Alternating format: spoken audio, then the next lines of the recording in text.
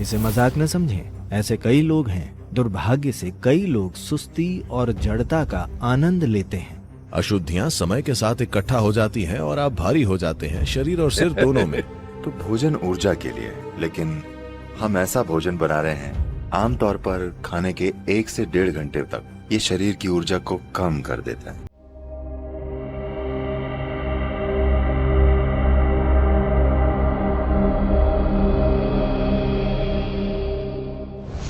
कई लोगों के लिए भोजन के कई मायने हैं, लेकिन मुख्य रूप से शरीर के लिए ईंधन है। अगर आप सही किस्म का ईंधन डालेंगे तो ये एक निश्चित तरीके से काम करता रहेगा।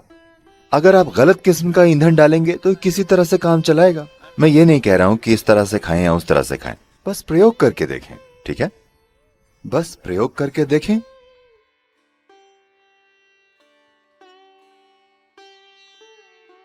आज रात अब आप जब जाएं तो पका हुआ भोजन खाने की जगह फल खाकर देखिए। कल सुबह आपको अलार्म की जरूरत नहीं पड़ेगी, आप अलार्म से पहले उठ जाएंगे और आप देखेंगे कि आपकी आंखें भी इस तरह बंद नहीं होंगी। आप उठते ही एकदम सतर्क होंगे।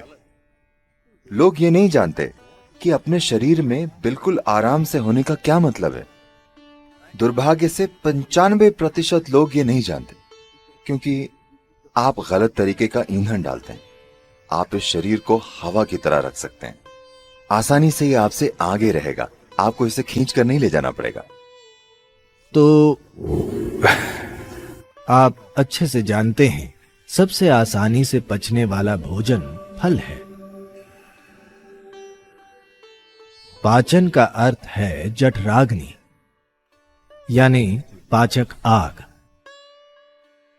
ये आग सबसे अच्छे से तभी जलेगी जब फल खाए जाएंगे।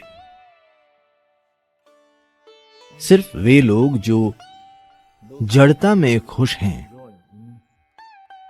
यानी एक हिस्सा मृत होने पर वे खुश हैं, इसे मजाक न समझें। ऐसे कई लोग हैं। दुर्भाग्य से कई लोग सुस्ती और जड़ता का आनंद लेते हैं, यानी उन्हें जीवन ने छुआ नहीं है। तो सोना, नशा करना, अधिक खाना और बस लेट जाना जीवन में जीवित, सक्रिय और गतिशील रहने से बेहतर लगता है। तो सिर्फ ऐसे व्यक्ति के लिए फल से समस्या हो सकती है, क्योंकि फल आपको सतर्क और जागृत रखेगा या आपको नशा नहीं देगा, बशर्ते कि ये सड़ न जाए। तो फल के बारे में हमें समझना चाहिए कि फल ऐसी चीज है जिसे प्रकृति खुद भोजन बनाना चाहती है। मुझे लगता है कि इस प्रश्न का सरल उत्तर आपके जीने के तरीके में ही है। मान लीजिए आप एक अस्पताल में बीमार हैं, आप एक अस्पताल के बिस्तर पर हैं, तो कोई भी चिकन बिरयानी नहीं लाएगा, है ना? वे फल लाएंगे, क्योंकि आपके दोस्त और रिश्तेदार भी समझते हैं कि ठीक है, ये खाकर तुम बीमार हो गए, कम से कम अब समझदारी से खाओ। यही संदेश है। तो फल शरीर के लिए चमत्कार कर सकते हैं। आसानी से पचने वाला भोजन सबसे अच्छा है। हमारे पेट में फल ही सबसे तेज पचते हैं, यानी कम से कम कचरा, सिस्टम पर कम से कम बोझ, सिस्टम में कम से कम तनाव। तो इससे जरूर बड़ा अंतर पड़ेगा।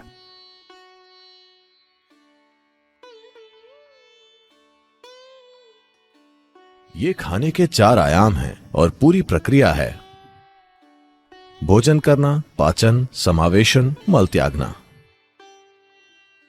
आज की दुनिया में खाने का काम किसी भी समय हो रहा है। लोग कहीं भी हों, बैठे हों, खड़े हों, दिन या रात में किसी भी समय लोग सिर्फ इसीलिए खाते हैं क्योंकि इतना खाना मौजूद है। मानवता के इतिहास में ऐसा कभी नहीं था। सौभाग्य से बहुत सारा खाना मौजूद है, बदकिस्मती से लोगों को ये नहीं पता कि कब खाना है, कब नहीं खाना है। अगर आप अपने सिस्टम को ध्यान से देखते हैं तो आप देखेंगे कि किसी खास दिन आपको खाने का मन नहीं करेगा। उस दिन आपको खाना नहीं चाहिए, पर नहीं, आप अपने दोस्त के घर पर हैं, वहाँ एक पार्टी है, आप ठूस कर खा लेते हैं। भले ही आपका शरीर ना कह रहा हो, आप खुद को भर लेते हैं। खाना मजबूरी में हो रहा है, पर दूसरे हिस्सों को काम करने की जरूरत है।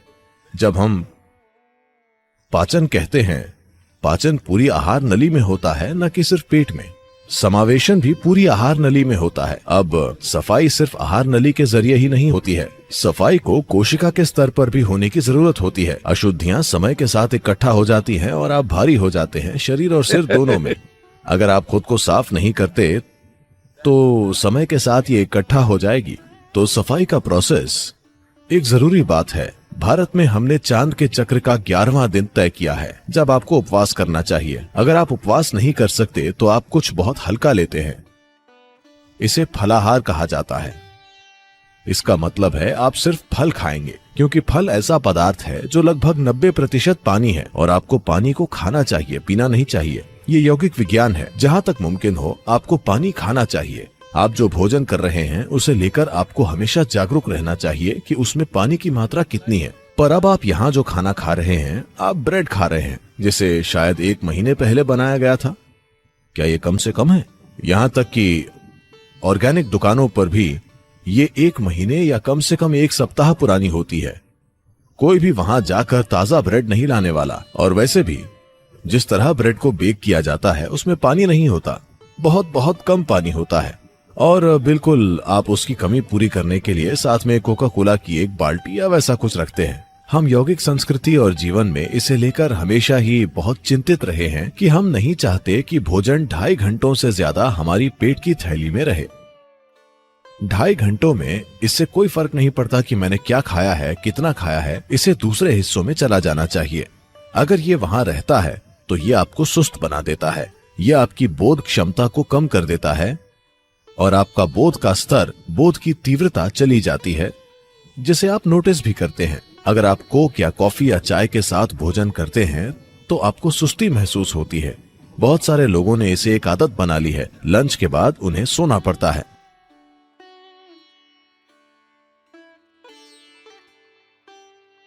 एक सरल चीज जो आप सभी लड़कियां कर सकती हैं वो है बस अपने भोजन में 40 से 50% कच्चे भोजन को शामिल करना। मतलब वो जीवित हो, वो एक जीवित कोशिका होनी चाहिए। वो कोई सब्जी हो सकती है, कोई फल हो सकता है, कोई सूखा मेवा हो सकता है या अंकुरित मूंग हो सकता है। कम से कम 40 से 50% भोजन जो आप खाते हैं वो जीवित होना चाहिए। आप मृत भोजन खाते हैं फिर आप जीना चाहते हैं, ये थोड़ा मुश्किल है, क्योंकि अब आपको मुर्दे को जगाना है। जब आप भोजन को पकाते हैं, भोजन को पचाने के लिए सभी जरूरी चीजें सिर्फ शरीर में ही नहीं होती, भोजन में भी ये एंजाइम मौजूद होते हैं। जब आप भोजन को पकाते हैं तो आप काफी हद तक ये एंजाइम नष्ट कर देते हैं। एंजाइम के बिना खाने पर शरीर को मेहनत करनी पड़ती है वो हिस्सा बनाने के लिए जो नष्ट हो गया है, और उसके बाद ही वो पचा सकता है। आमतौर पर खाने के 1 से 1.5 घंटे तक ये शरीर की ऊर्जा को कम कर देता है। उसके बाद धीरे धीरे भरपाई होती है। क्या आपने देखा है?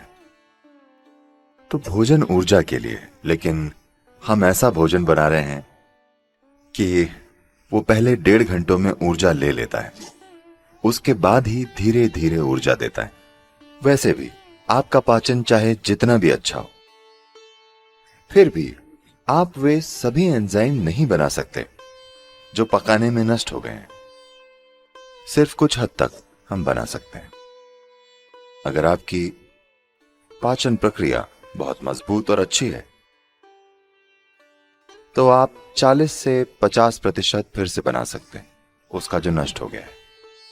अगर ये पाचन थोड़ा कमजोर है तो यह संख्या काफी कम है। तो जो भी हो, अगर आप पका हुआ भोजन खाते हैं तो आपका खाया हुआ 50 से 60% भोजन आमतौर पर बर्बाद हो जाता है, लेकिन शरीर को फिर भी उस पर काम करना पड़ता है। और जितनी ऊर्जा ये लगाता है और जितनी तकलीफ झेलता है वो बहुत ज्यादा है।